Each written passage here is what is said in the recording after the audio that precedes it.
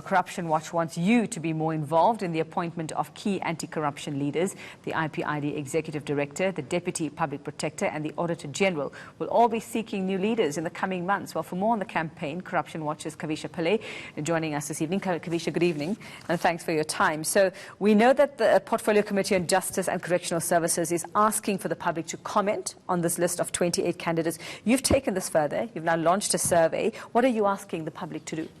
Well, we want the public to get involved in this campaign, and this is the second time that we've run a similar process. We got involved in the appointment of the public protector as well, and we had asked for people to tell us about the skills, expertise, experiences, qualifications that the incumbent should have. And previously what happened was the Portfolio Committee actually took the submissions from the public and they used it as a criteria to shortlist candidates. So this time around we're asking for the same thing. We want the public to get involved. We're very happy that the Portfolio Committee has given the public an opportunity to comment on the candidates. They have 3 weeks to do so, and we are hoping that in the next 3 weeks we can solicit enough public responses so we can make a submission to Parliament to say this is what the public would like to see in the next protector. Okay, so if you've done this before and the committee was okay to use that information, why the need to do it again?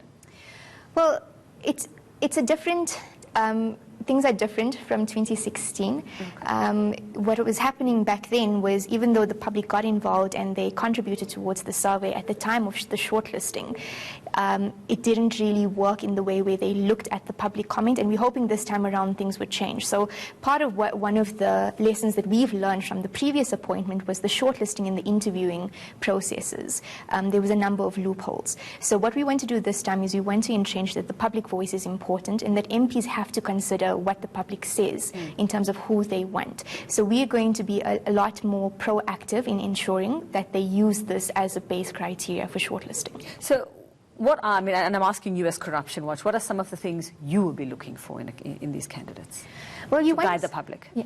You want somebody who, effectively, the Deputy Public Protector is meant to be just as qualified and experienced as the Public Protector. So at any point if the Public Protector is unable to occupy his or her position, the Deputy has to step in. So you want somebody who is fit, who's proper, who has, the relevant experience, knows how to manage a large and complex institution, which is most Chapter 9s. You want somebody who has integrity, who is motivated by ethics, who is independent. Anything that would allow that office to pursue its mandate without fear and favour would be important characteristics for a candidate. Would we be in favour of sort of delving into their political affiliations, where their loyalties lie? Again, because that came up before when it came to the Public Protector herself, and we can see what a disaster that has turned out to be. So, how personal do we get about how well somebody can actually do their job and where they come from and who they actually are? In the last appointment, Corruption Watch had done a vetting of candidates, and in there we had looked at their skills and their qualifications, but we also looked at their political affiliations, their conduct, professional conduct. What's difficult in these appointment processes is to test for ethics and integrity, because we can look at your qualifications and on paper you could do really well, and what we saw with the current Public Protector is that she interviewed really well. Publicly? Publicly. Yeah. But the difficulty is that how do you ask the right questions to test somebody's independence? How do you test their integrity?